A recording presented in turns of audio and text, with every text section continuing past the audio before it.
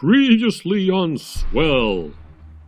Evil Lord Failure sent his minions attention deficit disorder and dyslexia to disrupt the learning process of two students. Fortunately, the plans of these common villains were thwarted once again by the students themselves and their skillful teachers. Whimpering and cowering, attention deficit disorder and dyslexia vowed nonetheless to come back relentlessly. Learning of their setback, Lord Failure was already planning his revenge. He decided to send two bigger, stronger villains, Dyspraxia and Dysphagia. He knows his minions can only be fought, but never defeated. Success! Student and teachers alike want it, dream of it, work for it. In that ongoing endeavor, some of our students find themselves hindered by some inner enemy. We call them students with exceptionalities. Along with some amazing teachers, they form a group called Swell, Students with Exceptionalities Learning League. Episode 2. Do the Pod-a-Do. Many students with exceptionalities can fend for themselves just fine. Others may be able to do so by adopting new strategies or by using new tools, or both.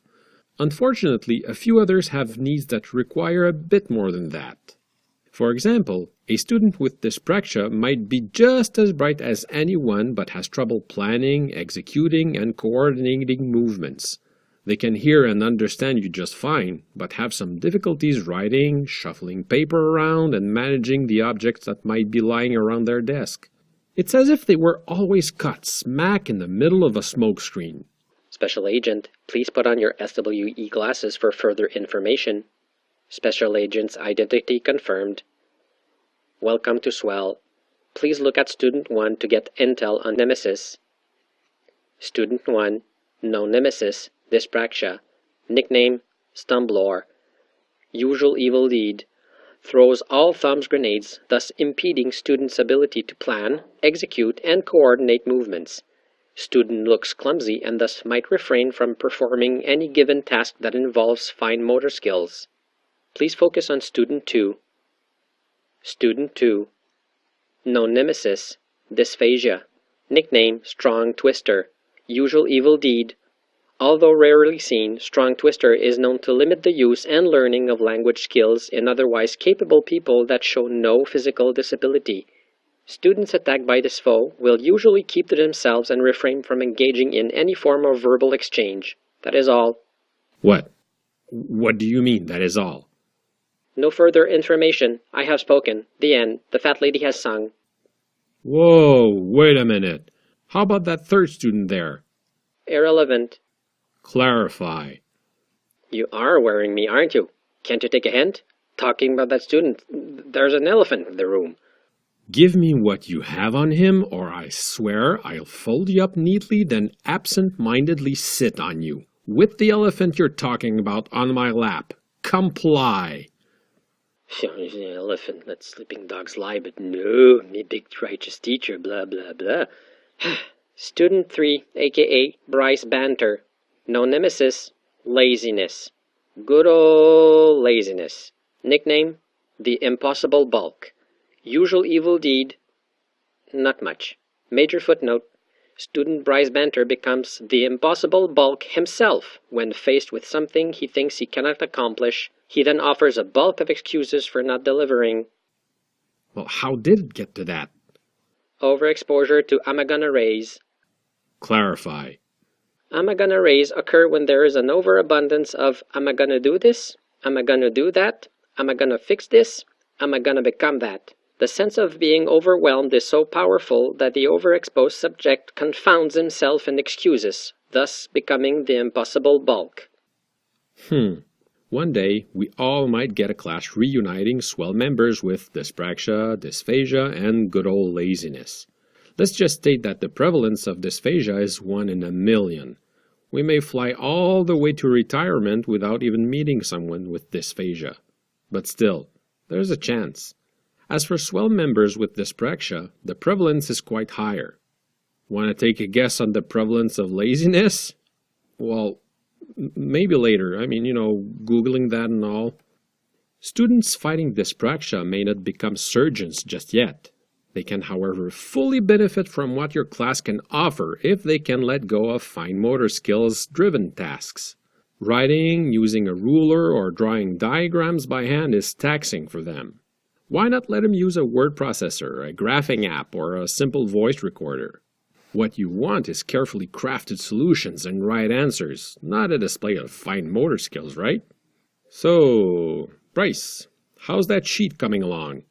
It's all right, I guess. I see you started. Do you plan to get it done by the bell? I don't know, sir.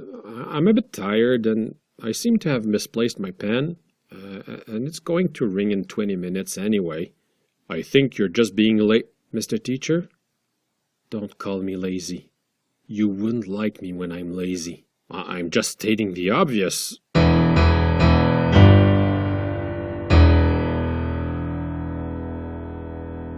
Oh gosh, no! Me can do nothing. Me has too much to do. Me has to sharpen pencil. Me too tired. Me will not face the impossible. Roar! Lazy students. They seem to be everywhere you look. They don't have any specific, realistic, or proven difficulties. According to research by Roque-Chouinard and Thierry Carsanti, they just might be the most determined students you will ever have. Although they don't seem to put up any effort, they put considerable amounts of energy in not doing stuff. Now, according to some teachers, if you give lazy students the right challenge, they just might surprise you by giving you all they've got. Whoa, sorry. Didn't mean to insult you there, big fella. Hey, instead of blocking the view, why don't you help me out with my graphing calculator? The buttons, they seem to have a mind of their own. The laziness of some students is very often a manifestation of helplessness regarding a given task. The right challenge for them might be to help others out, while ordinary teamwork with a student without any exceptionality might increase the feeling of helplessness and end up feeding laziness. But experience shows that helping someone truly in need may be one of the most effective calls to action a lazy student can get. Call it chivalry if you want. Of course, this depiction of students with dyspraxia, dysphagia, laziness, and their amazing teacher is fictional. Without lowering any standards, your goal is to reach passing grades for the maximum of students. In a real-life situation, outside of school, they will be confronted to situations where they may need or offer help to get things done. Your classroom is a microcosm of real life. Allowing helping relationships in a class isn't a case of justice, it's a case of equity. Meanwhile at Lord Failure's castle. Report. They got help. Yes, master. Give big lazy beast. Big heart, too. Give scared us away. You lazy, bumbling, fumbling, mumbling cowards. They cannot get rid of you. No one can. Go back. Back to school.